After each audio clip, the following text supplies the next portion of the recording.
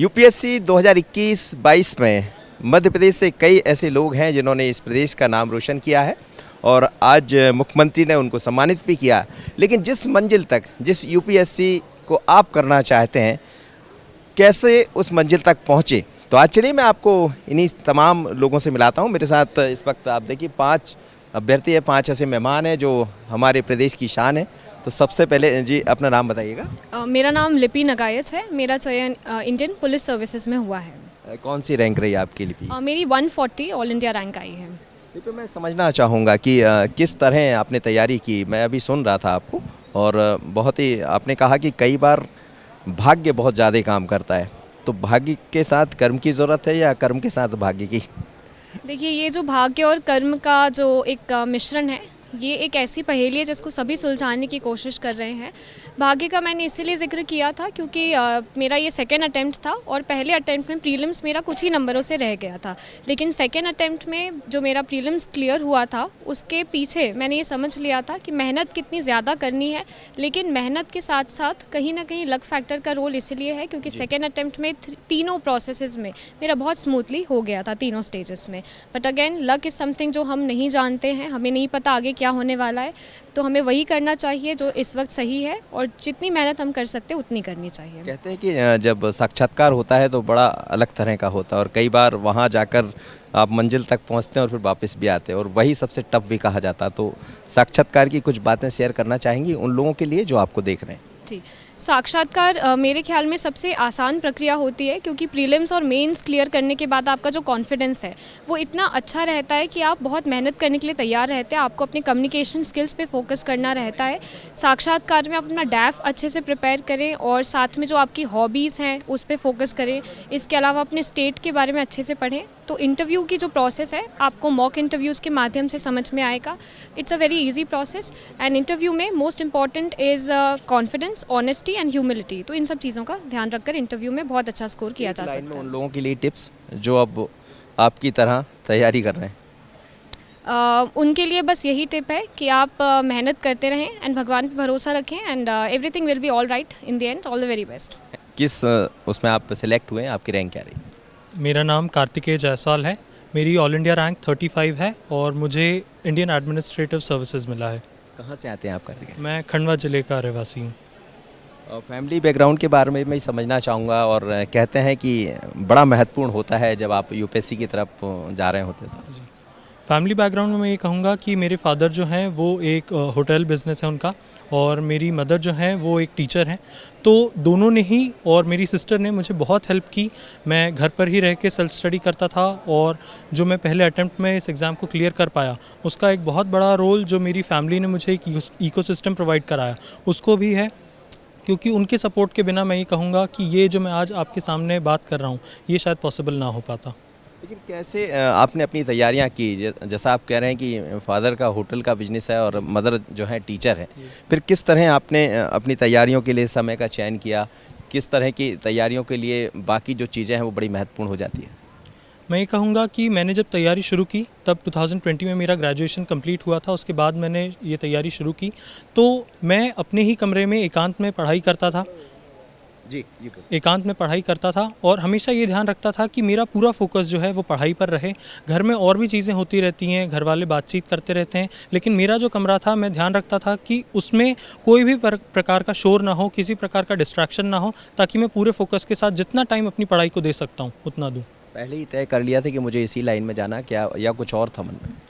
College के दौरान मैं अलग अलग सर्विस एक्टिविटीज़ में पार्टिसिपेट करता था, तो उस दौरान अलग अलग लोगों के यहाँ जाके उनसे बातचीत करके मुझे ये महसूस हुआ कि अगर मुझे ये प्रिविलेज मिला है, अगर मैं इतना फॉर्चुनेट हूँ कि मुझे क्वालिटी एजुकेशन और जो भी मैं अपनी लाइफ में करना चाहता हूँ उसकी अपॉर्चुनिटीज़ मिली हैं, तो क्यों ना मैं दूसरों के लिए भी अपनी स्ट्रेंथ्स का, अपनी एनर्जी का उपयोग कर पाऊँ ताकि उन्हें भी वो अपॉर्चुनिटीज़ मिल पाएँ जो कई लोगों को आज भी भारत में नहीं मिल पाती हैं।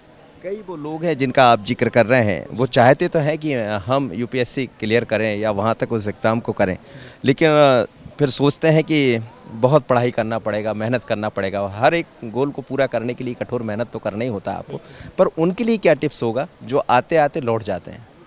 मैं बस यही कहूँगा कि न सिर्फ इस एग्ज़ाम की प्रिपरेशन में बल्कि किसी भी क्षेत्र में कई बार ऐसे मौके आते हैं जब लोग काफ़ी लो फील करते हैं, कोई इंस्पिरेशन नहीं होती है, तो उस मौके पर खुद को संभाले रखना बहुत इंपॉर्टेंट है, खुद पे भरोसा करना इंपॉर्टेंट है, क्योंकि जैसा आज सीएम सर ने भी कहा कि ऐसा कोई काम नहीं है जो मनुष्य नहीं कर सकते। तो अपने ऊपर भरोसा कायम रखें और सकारात्मक सोच के साथ कुछ भी हासिल किया जा सकता है। जब आपका सोच सकारात्मक होगा तो फिर हर मंजिल आसान हो जाती है। अपना नाम बताइएगा। मेरा नाम सोनाली सिंह परमार है। मेरी रैंक 187 है और मुझे इंडियन पुलिस सर्विस अलॉट हुई है। सोनाली, अब आप इंडियन पुलिस सर्विस में जाने की तैयारी में हैं, आईपीएस अफसर होंगी, क्या चल रहा है मन में, किस तरह की अफसर बनना चाहती हैं? बस वो जो लोगों की मदद कर सके और अपना काम सही ढंग से पूरा कर सके, बस अगर मैं इतना कर पाई तो बहुत काफ़ी होगा मेरे लिए। मैं फैमिली बैकग्राउंड के बारे में आपका समझना चाहूँगा। मेरे मम्मी पापा दोनों गवर्नमेंट सर्विस में हैं, दोनों असिस्टेंट डायरेक्टर एग्रीकल्चर हैं भोपाल में, और मेरे नाना जी भी डीन थे एग्रीकल्चर कॉलेज सीहोर के, और इस वजह से मेरा जो बैकग्राउंड है वो एग्रीकल्चर में ही रहा, एजुकेशन का भी। जी जी। कैसे आपने अपनी तैयारियां की और किस तरह, कितना, कौन सा अटैम्प्ट था? फर्स्ट अटैम्प्ट में आप हो पाई हैं या उससे पहले? हाँ जी, ये मेरा पहला अटेम्प्ट था और मैंने इसके लिए ऑनलाइन कोचिंग वगैरह करी थी, और अपना जो ऑप्शनल सब्जेक्ट है वो वही चूज़ किया था जो मेरा ग्रेजुएशन के टाइम पर था, तो उससे मुझे काफ़ी मदद मिली। और इसके अलावा फिर बार बार रिवीजन करना, रिपीटेड रिवीजन और आंसर राइटिंग की प्रैक्टिस, इस सब से। क्या सब्जेक्ट रहे आपके, और जब सब्जेक्ट का चयन जो नए लोग कर रहे होंगे वो कैसा करें? मेरा ऑप्शनल सब्जेक्ट एग्रीकल्चर था, because that was also my subject during graduation. तो ऑप्शनल सब्जेक्ट चूज़ करते टाइम बहुत सावधानी बरतने की ज़रूरत होती है, क्योंकि ये मेक और ब्रेक वाली स्थिति बनाता है एग्ज़ाम में। तो ऑप्शनल सब्जेक्ट चूज़ करने से पहले आप ज़रूर पहले के ट्रेंड ज़रूर देखें, पिछले 3 या 4 सालों के, जो यूपीएससी की रिपोर्ट निकालती है कि अलग अलग ऑप्शनल सब्जेक्ट में क्या स्कोर रहा है लोगों का और कितना स्ट्राइक रेट रहा है, तो उसको ज़रूर देखें। और फिर आपकी इंटरेस्ट पे भी बात आती है कि आप उस सब्जेक्ट में इंटरेस्टेड हैं या नहीं, और आप उसको कितनी जल्दी ग्रास्प कर पा रहे हैं। कुछ टिप्स आप देना चाहिए उन लोगों के लिए जो तैयारियां कर रहे हैं? परिश्रम करें बहुत अच्छे से, और क्या है कि इसका सिलेबस इतना वास्ट है कि कई बार हम भ्रमित हो जाते हैं कि हमें पढ़ना क्या है, और मटेरियल का पूरा तूफ़ान आया हुआ है ऑनलाइन और बाकी सब जगहों पर। तो ये बहुत ज़रूरी है कि हम बहुत इंटेलिजेंटली चूज़ करें कि हम क्या सोर्सेज रखेंगे, सोर्सेज लिमिटेड रखें और उनको रिपीटेड रिवीजन पे रखें, आंसर राइटिंग को लाइटली ना लें, और ख़ासकर ऑप्शनल एथिक्स और ऐसे को बिल्कुल भी दरकिनार ना करें, क्योंकि ये बहुत हेल्प करते हैं मेंस में अच्छा स्कोर करने के लिए। जी, अपना नाम बताइएगा। जी, मेरा नाम श्रद्धा गोमे है। जी, श्रद्धा, कहाँ से आती है आप और क्या रैंक रही आपकी? जी, मैं इंदौर से आती हूँ, मेरी ऑल इंडिया रैंक 60 है। तो क्या मिला है आपको? जी, मुझे इंडियन एडमिनिस्ट्रेटिव सर्विस मिला है। तो अब श्रद्धा के मन में अब क्या चल रहा है? एक आईएएस अफसर आने वाले समय में आप होंगी, अभी तो खैर थोड़ा सा देरी है, ट्रेनिंग है और उसके बाद फिर प्रोविजनल पीरियड भी होंगे, लेकिन ओवरऑल ये तो हम कह सकते हैं कि हम एक आईएएस अफसर से बात कर रहे हैं। तो मन में क्या चल रहा है श्रद्धा के? जी, सबसे पहले तो मैं बहुत ग्रेटफुल हूँ इस अपॉर्चुनिटी के लिए, और मुझे लगता है कि ये इस सफ़र की बस शुरुआत है, ये हमने पहला कदम लिया है, और मेरी पूरी कोशिश होगी कि जिस संकल्प के साथ मैंने इस परीक्षा की तैयारी शुरू की थी कि मैं अच्छा काम कर सकूं और अपने काम के लिए जानी चाहूँ, मैं उम्मीद करूँगी कि मैं इस ट्रेनिंग के दौरान और आगे ऐसी सीख लूँ कि मैं इस संकल्प को पूरा कर सकूँ और जल्दी ही अपने कामों के लिए जानी चाहूँ। माता पिता के बारे में भी आपसे मैं समझना चाहूँगा, वो क्या करते हैं, और दूसरा, क्या उन्होंने सोच लिया था कि श्रद्धा को इसी लाइन में जाना है? जी बिल्कुल, इनफैक्ट ये सपना ही मेरे माता पिता का था, तो मुझे लगता है कि आज उसका श्रेय भी उन्हीं को जाना चाहिए। अगर मैं अपनी बैकग्राउंड की बात करूँ तो मेरे फादर जो हैं वो स्टेट बैंक ऑफ इंडिया से रिटायर्ड ऑफिसर हैं, मेरी जो मदर हैं वो होम मेकर हैं, तो उन्हीं की वैल्यूज़ हैं, उन्हीं का ये सपना है जिसे जो आज साकार हुआ है, और मुझे लगता है ये बस शुरुआत है। कैसे आपने, किस तरह अपनी तैयारियां की, कितना वक्त आपको लगा? ये फर्स्ट अटैम्प्ट था आपका या उससे पहले भी आपने कहीं और ट्राई किया? जी, ये मेरा फ़र्स्ट अटैम्प्ट था, और मेरी स्ट्रैटेजी यही थी कि क्योंकि मेरा फ़र्स्ट अटैम्प्ट है और मैं सभी चीज़ों को एक बार पहली बार पढ़ रही हूँ, एंड सिलेबस इतना वास्ट होता है कि आपको हमेशा बहुत सारे सोर्सेज दिखते हैं, तो मेरा यही फोकस रहा है कि मैं अपने सोर्सेज को मिनिमम रखूँगी, मैं जो अपनी प्रैक्टिस है उसे मैक्सिमम रखूँगी, जो रिविज़न है उसे मैक्सिमम करूँगी, और मुझे लगता है कि सभी मेरे साथी अग्री करेंगे कि यही एक इम्पॉर्टेंट एस्पेक्ट होता है इस प्रेपरेशन का, तो वही मैंने अपनाया था। आपने कोई कोचिंग क्लास ली? जी, मैंने ऑनलाइन विजन आईएएस से अपना मटेरियल लिया था। मैंने मेंटरिंग सपोर्ट भी विजन आईएएस का लिया है। उसके पश्चात जब आप प्रीलिम्स टेस्ट सीरीज़ लिखते हैं तो मैंने एक और कोचिंग से टेस्ट सीरीज़ ली थी। इंटरव्यू के दौरान भी हमें काफ़ी गाइडेंस मिला है, तो मुझे लगता है वो सभी मेंटर्स का रोल बहुत इंपॉर्टेंट हो जाता है। क्योंकि मैंने इंदौर में रहकर अपने घर से पढ़ाई की है, तो मुझे लगता है कि ऑनलाइन एजुकेशन ने मेरी काफ़ी मदद की है। साक्षात्कार जब आपका होता है, इंटरव्यूज़ जब होता है, तो कहते हैं कि उसके लिए अलग तरह की तैयारियां होती हैं और कई बार आप वहां पहुंचते हैं और बहुत ऐसे लोग होते हैं पूरी तैयारी के बाद भी वापस लौट आते हैं। आपका किस तरह से साक्षात्कार रहा? कौन थे वो लोग जो जब साक्षात्कार ले रहे थे, उसमें किसी व्यक्ति की कोई बात शेयर कीजिएगा जो आपको जीवन भर याद रहने वाली है? जी, मेरा साक्षात्कार जो बोर्ड था वो टीसी आनंद सर का बोर्ड था और वो एक्सपीरियंस काफ़ी ही प्लेजेंट था। अनलाइक जो हम मॉक्स देते हैं, मुझे लगता है कि साक्षात्कार की तैयारी आप 1 या 2 महीने में नहीं कर सकते हैं। वो आपके व्यक्तित्व की परीक्षा है, आपके मूल्यों की परीक्षा है और आप उसे बना नहीं सकते हैं। वहाँ जो बैठे हैं वो इतने एक्सपीरियंस्ड हैं कि आपका झूठ पकड़ने में उन्हें शायद कुछ क्षण भी नहीं लगेंगे।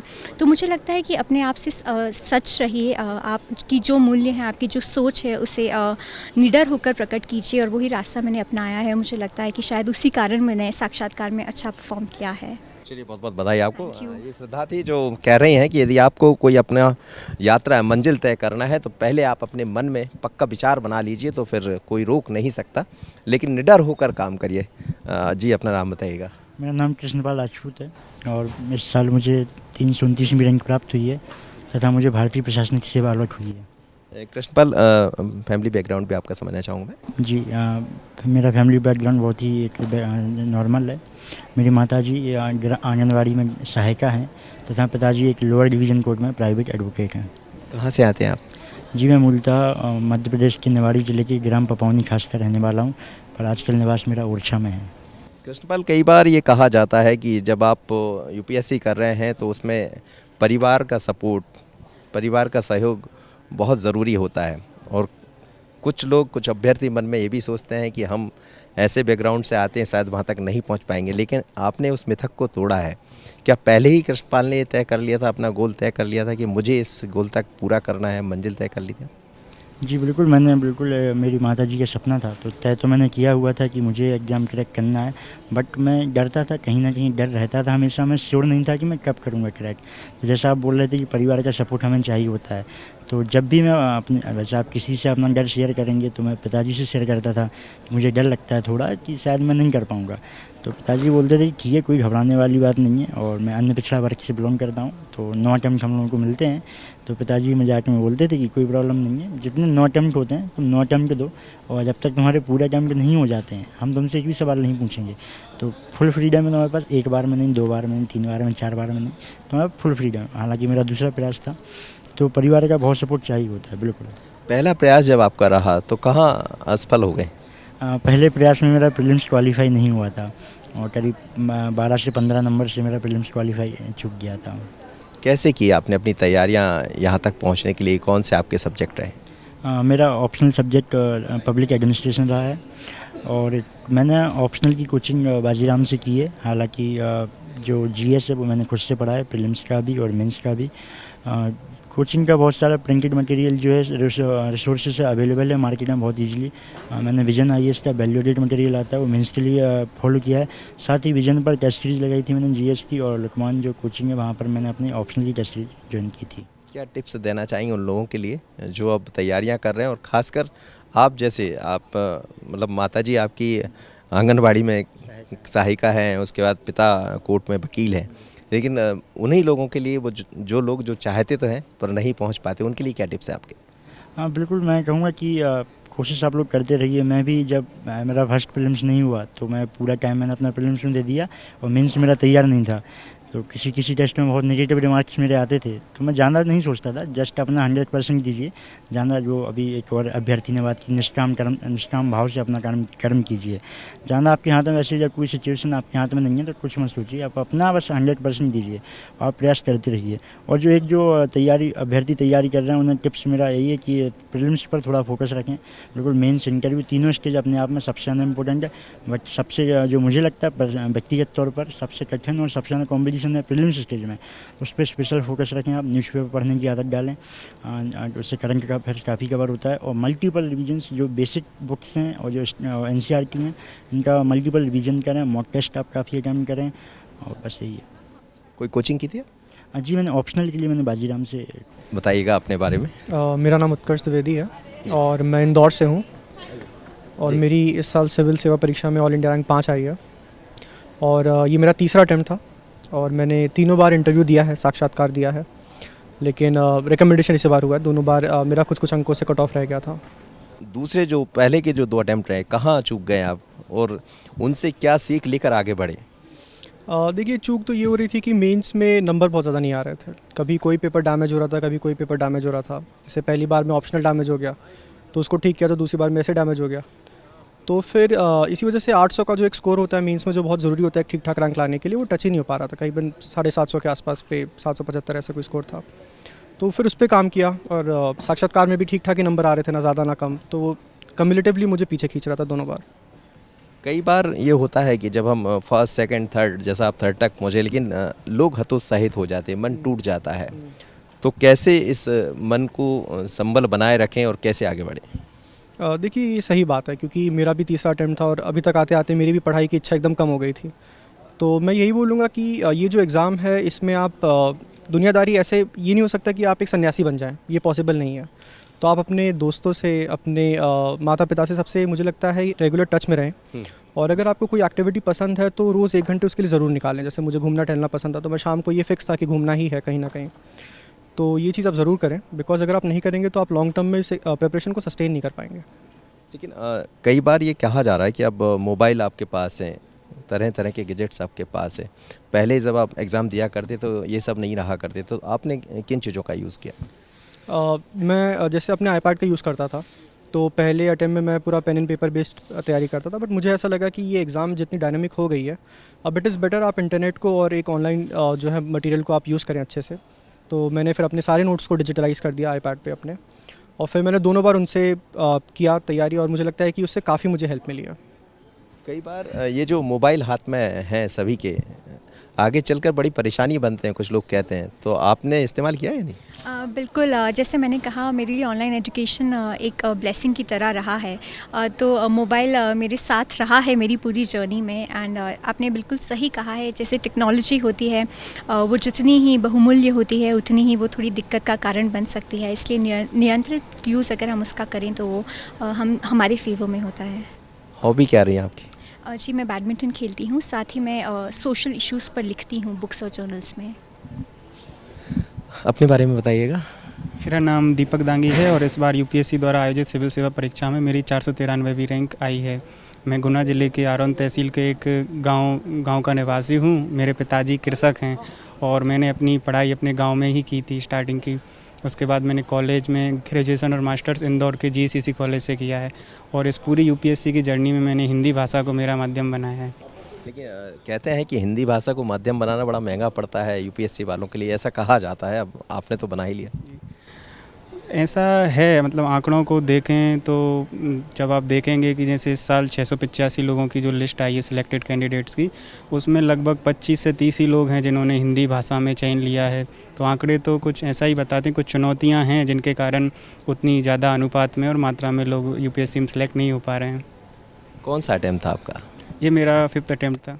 लगातार 5 बार। आप ही अभी बोल रहे थे कि पंचवर्षीय योजना आप उसका ये है, स्टार्टिंग में मैंने अटेम्प्ट बिना तैयारी के ही दिए थे। मैं कॉलेज में था और मैं कुछ दूसरी चीज़ पढ़ रहा था, उस यूपीएससी एग्ज़ाम दे रहा था। मैंने यूपीएससी की तैयारी की ही नहीं थी। मैंने फर्स्ट टाइम यूपीएससी की तैयारी करने के बाद अटेम्प्ट दिया तो मैं इंटरव्यू तक पहुंचा था। उस साल 19 में मैंने इंटरव्यू दिया था, 20 में मेरा प्रीलिम्स नहीं हुआ, और इस बार मैंने फिर से प्रीलिम्स दिया और इस बार मेरा फाइनली लिस्ट में नाम आया है। कैसी तैयारियाँ की आपने?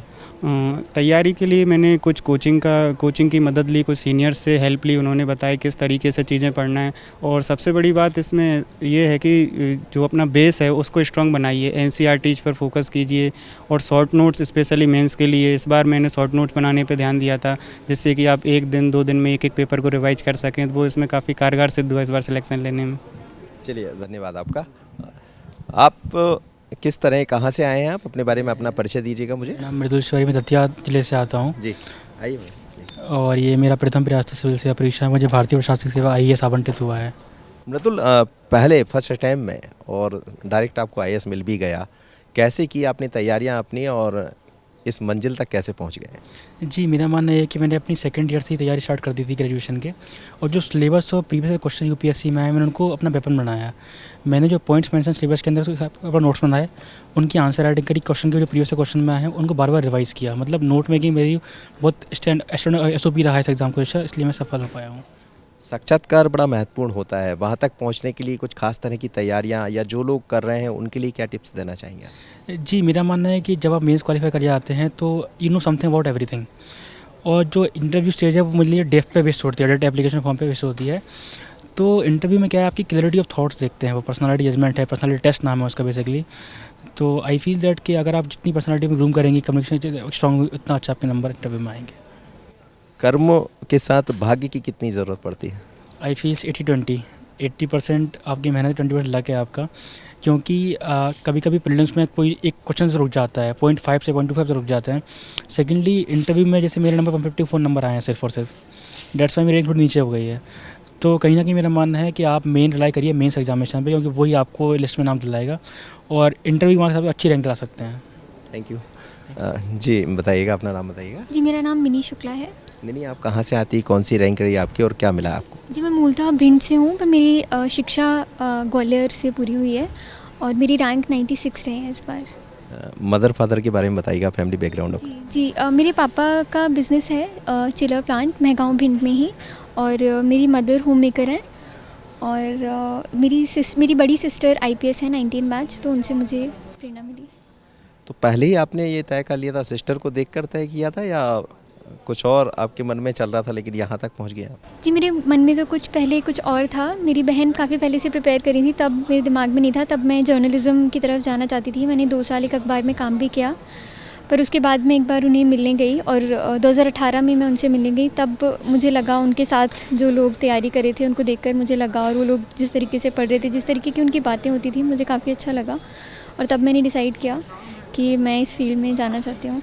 जर्नलिज्म आप कर रही थी, हम भी जर्नलिस्ट हैं, तो कहाँ ऐसा लगा कि जर्नलिस्ट से होकर वहाँ चले जाना है? जर्नलिज्म में ऐसी कौन सी कमियाँ दिख गई आपको, या ऐसा लगा कि इस यात्रा को मैं नहीं कर पाऊँगी, कुछ आगे बढ़ना चाहिए, या मन में जो सोचा था वो नहीं मिलने की कहीं उम्मीद की थी? जी नहीं, कमियाँ तो कुछ नहीं थी। मुझे जर्नलिज़्म का बहुत ही ज़्यादा मुझे अच्छा लग रहा था काम करने में। मैंने ग्वालियर में 1 साल टाइम्स ऑफ इंडिया में मैंने काम किया, और पुणे में भी मैंने 1 साल काम किया। मुझे काफ़ी एक्सपोजर मिला, और उसमें भी कई सारी चीज़ें ऐसी थी जिससे मुझे प्रेरणा मिली कि इस फील्ड में आके काफ़ी कुछ किया जा सकता है। तो दोनों ही फील्ड अच्छे हैं, बट मुझे लगा कि क्योंकि मेरे दीदी का बैकग्राउंड ऐसा था, तो मुझे लगा कि ये फील्ड भी एक दीदी कहाँ है अभी? जी, वो जबलपुर में पोस्टेड है। IPS अफसर। जी, अब क्या चल रहा है, आप क्या बनने जा रही हैं? IAS बनने जा रही हैं? IPS। अब भी IPS, मतलब दोनों बहन IPS हो जाएंगी। तो क्या है मन में, अब क्या करना चाह रही हैं आप? दीदी जो कर रही हैं वैसा कुछ करेंगी, या कुछ नया करने जा रही हैं? जी, मुझे प्रेरणा बहुत ज़्यादा तभी मिली जब मैंने उनको उनके प्रोबेशन के टाइम पर देखा था। तब से मुझे बहुत ज़्यादा शौक़ था IPS का। तो और वो बहुत अच्छे से अपना काम करती हैं, तो मैं बस यही कोशिश करूँगी कि मैं उनसे जितना भी सीखी हूँ अभी तक, और मैं उनकी तरह कर सकूँ। किस तरह आपने तैयारियाँ की? जी, तैयारी मैंने 2018 में जो बेसिक जो सोर्सेस हैं उन पे मेरा ध्यान रहा। बहुत ज़्यादा मैंने पढ़ने की कोशिश नहीं की कि मैं सारे ही सोर्सेस पढ़ लूँगी। बहुत कम सोर्सेस थे, कंसोलिडेटेड थे सारे। और फिर पीयर ग्रुप मुझे काफ़ी अच्छा मिल गया था, क्योंकि मैंने जामिया मिलिया इस्लामिया में, जो मिनिस्ट्री ऑफ एजुकेशन का रेजिडेंशियल कोचिंग अकेडमी एक इंस्टीट्यूशन है, वहाँ पे मुझे बहुत अच्छा पीयर ग्रुप मिल गया था। उनके साथ मैंने तैयारी की। अपने नोट्स भी मैंने अपने दोस्तों के साथ वहीं पर बनाए थे, और काफ़ी शॉर्ट नोट्स थे, मेंस के लिए काफ़ी हेल्पफुल रहे। और इसी तरह सब्जेक्ट का चयन कैसे करें? जो लोग नए लोग हैं वो किस तरह सब्जेक्ट का चयन करें? जी, एक ऑप्शनल सब्जेक्ट होता है जो हमें खुद से सिलेक्ट करना होता है। तो मेरा डिसीजन था बेस्ड इस चीज़ के ऊपर कि मुझे इंटरेस्ट किस चीज़ में आ रहा है। तो मेरा सब्जेक्ट पॉलिटिकल साइंस और इंटरनेशनल रिलेशंस था। इसके अलावा ये भी कंसिडर कर सकते हैं आप कि किस सब्जेक्ट की आपका बैकग्राउंड है। कई लोग उसी सब्जेक्ट को पहले से बैकग्राउंड लेकर चलते हैं। उसके अलावा किस सब्जेक्ट के लिए मटेरियल या नोट्स इजीली अवेलेबल हैं, वो भी एक महत्वपूर्ण मुझे लगता है बात है दिमाग में रखने के लिए, जब आप अपना वैकल्पिक विषय चयनित कर रहे हैं। तो क्या हॉबी रही हैं आपकी? जी मुझे पढ़ना पसंद है और क्योंकि लिखना भी पसंद है, इसीलिए मैंने प्रिंट जर्नलिज्म में मैंने काम किया था। तो साक्षात्कार के दौर में जर्नलिज्म काम आया? जी मुझे लगता तो है, काफ़ी मुझे जर्नलिज्म के सवाल पूछे गए थे, इंटरनेशनल जर्नलिज्म के भी, और मैंने जो अपने करियर में देखा उससे रिलेटेड। कोई ऐसा सवाल है जब हल्का सा मन में वो आया हो कि अब मैं इसको कैसे कर पाऊँगी? एक फैक्चुअल सवाल था जो मैं बता नहीं पाई थी, तो मैंने माफ़ी मांगी और मैंने कहा सर मैं अभी याद नहीं कर पा रही हूँ। अंतिम सवाल, उन लोगों के लिए क्या कहना चाहेंगी जो नए आपके जैसे लोग हैं और इस यात्रा को पूरा करना चाहते हैं? मैं बस यही कहना चाहूँगी कि मैं बहुत ही एवरेज स्टूडेंट थी। मैं कभी ऐसे बहुत टॉपर तो मैं कभी भी नहीं रही क्लास में, तो मुझे लगता है अगर मैं कर सकती हूँ तो कोई भी कर सकता है। बस ये है कि सही गाइडेंस बहुत ज़्यादा ज़रूरी है, क्योंकि इस फील्ड में जैसे सभी बोल रहे हैं कि बहुत सारे सोर्सेज, बहुत सारे मटेरियल्स और बहुत सारी चीज़ें अवेलेबल हैं हर जगह पर, तो उससे मिस डायरेक्शन ज़्यादा होता है rather than giving the right guidance. तो वो चीज़ ज़्यादा ज़रूरी है। अगर आपको सही गाइडेंस मिलता है और सही लोग आपको और सही मोटिवेशन मिल जाता है तो आप डेफिनेटली कर सकते हैं, और आप डिसाइड कर लें तो आप कुछ भी कर सकते हैं। चलिए, आप जैसा कह रहे हैं और आपके जैसे तमाम अभ्यर्थी जिनसे हम बात कर रहे थे, कई ऐसे भी लोग हैं जिनका पारिवारिक क्या बोलते हैं